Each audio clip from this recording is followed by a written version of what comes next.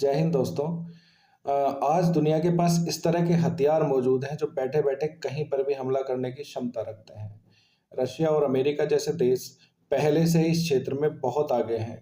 Cold war के ज़माने से ही उन्होंने इस तरह के हथियार डेवलप कर लिए थे, जो बैठे-बैठे कहीं पर भी हमला करने की क्षमता रखते थे। आज उनके पास इस तरह की तमाम हथियार मौजूद हैं, जो हम देख सकते हैं कि अलग-अलग युद्धों में उन्होंने इस्तेमाल किया है। चाहे वो इराक पे युद्ध हो, चाहे वो अफ़गानिस्तान में युद्ध हो, चाहे वो अभी वेनेजुएला में आक्रमण किया हो। अमेरिका ने इस तरह के हथियार बहुत ज़्यादा इस्तेमाल किए हैं। रशिया भी समय-समय पर इस तरह के हथियारों का इस्तेमाल करता है। लेकिन ऑपरेशन सिंदूर के बाद जब भारत ने इस तरह के हथियारों का उपयोग किया, तो दुनिया ने हमें बड़ी हैरानी से देखा। दुनिया एक तरह से हमसे जलने लगी। खासकर वेस्टर्न वर्ल्ड, जिसमें अमेरिका सबसे ज़्यादा हमसे जला भुना बैठा है और भारत की इस तकनीकी जो अचीवमेंट है उसको लेकर बहुत ज़्यादा कॉशियस है, बहुत ज़्यादा सोच विचार अंदर ही अंदर कर रहा है। हालांकि वो दिखाता नहीं है, लेकिन पाकिस्तान का इस तरीके से आमंत्रित करना उसको उसका तो ये दिखाता है कि वो कहीं ना कहीं बहुत ज़्यादा इसको सीरियसली ले रहा है और भारत को कहीं न कहीं जो जो पावर इम्बैलेंसेस आया है वो हमारे हमारे रीजन में, वो उसको कहीं न कहीं बैलेंस करने के चक्कर में लगा हुआ है। पाकिस्तान भी इसके लिए बहुत सारे प्रयास किया कर रहा है, लेकिन जैसा हमेशा से होता आया है, पाकिस्तान भारत से कभी जीत नहीं पाएगा। लेकिन आज हम देख रहे हैं कि क्या भारत की जो तकनीक है, जो तकनीकी विकास है, वो इतना आत्मनिर्भर हो पाया है कि हम अब आसानी से किसी भी देश पर किसी किसी भी देश के हमले का जवाब दे सकें। क्या हमारे अंदर इतनी गहराई है कि हम कुछ सालों तक किसी देश के हमले को रोक सकते हैं? तो मुझे लगता है कि क्योंकि हम विदेशी तकनीकी के ऊपर पूरी तरीके से निर्भर करते हैं, तो इसलिए हम ज़्यादा देर तक अपने डिफेंस को मजबूत बनाए नहीं रख सकते।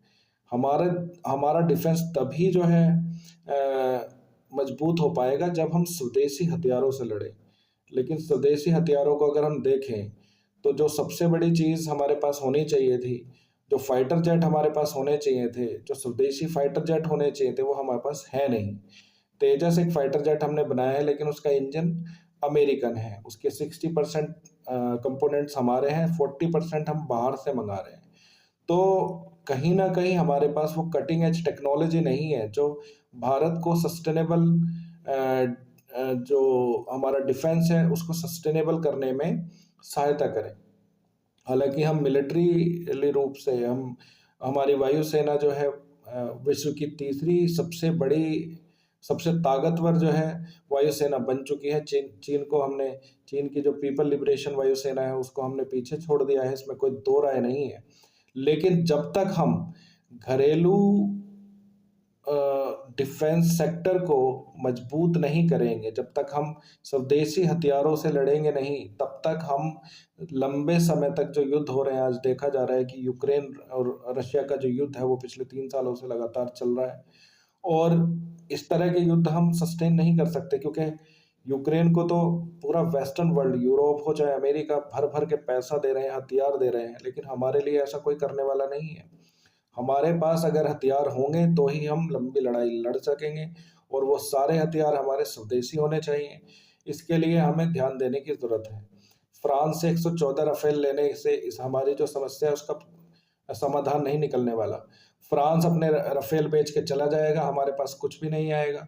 बस राफेल उड़ाओ और मैन्युफैक्चरिंग करो, जो लाइसेंस मैन्युफैक्चरिंग है, उसके बाद फिर से किसी और का मुँह ताको। तो इससे हमारा भला होने वाला नहीं है। 5th जनरेशन जो फाइटर जेट हम बनाने जा रहे हैं एम का, अभी उसका कहीं पर भी कोई प्रदर्शन नहीं हुआ। अभी तक पहली फ्लाइट भी उसकी नहीं हुई है। 2028 में बताई जा रही है कि एम का की पहली फ्लाइट होगी। तो इतने स्लो अगर हम चलेंगे, जो पहले ही हम लेट हैं, पाकिस्तान अब चाइना से जो उनका JF-13 शायद J-35 विमान खरीदने वाला है, जो 5th जनरेशन फाइटर जेट है। तो पावर इम्बैलेंस नहीं होगा क्या? इसको बैलेंस करने के लिए हमने क्या सोचा है? 5th जनरेशन फाइटर जेट जब रशिया दे रहा है तो उसको ले क्यों नहीं रहे? और अगर हम खुद से करने के सक्षम हैं, 1 साल के अंदर बना सकते हैं, तो बना क्यों नहीं लेते हैं?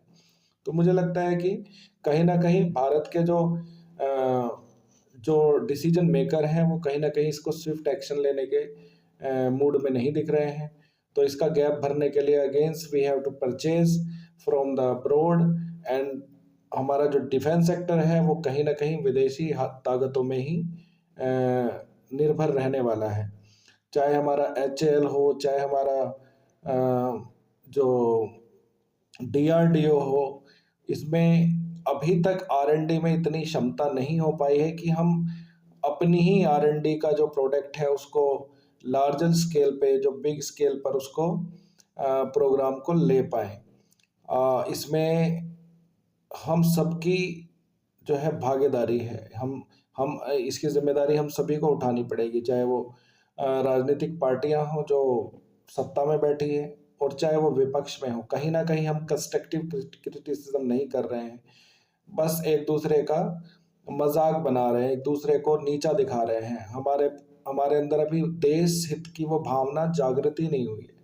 तो मैं तो हाथ जोड़कर विनम्र प्रार्थना सबसे यही कहूँगा, जो भी रिस्पॉन्सिबल लोग हैं इसके ऊपर ध्यान दें, और भारत की जो संप्रभुता है, भारत की एकता और अखंडता है, और जो भारत की स्वतंत्रता है, उसको सुनिश्चित करें, जो कि एक बेटर डिफेंस से ही हो सकती है। और डिफेंस सेक्टर को एक तरह से स्वदेशी बनाएँ। स्वदेशी बनाए बगैर आत्मनिर्भर भारत की कल्पना नहीं की जा सकती। इसी के साथ हम वीडियो को समाप्त करते हैं। जय हिंद।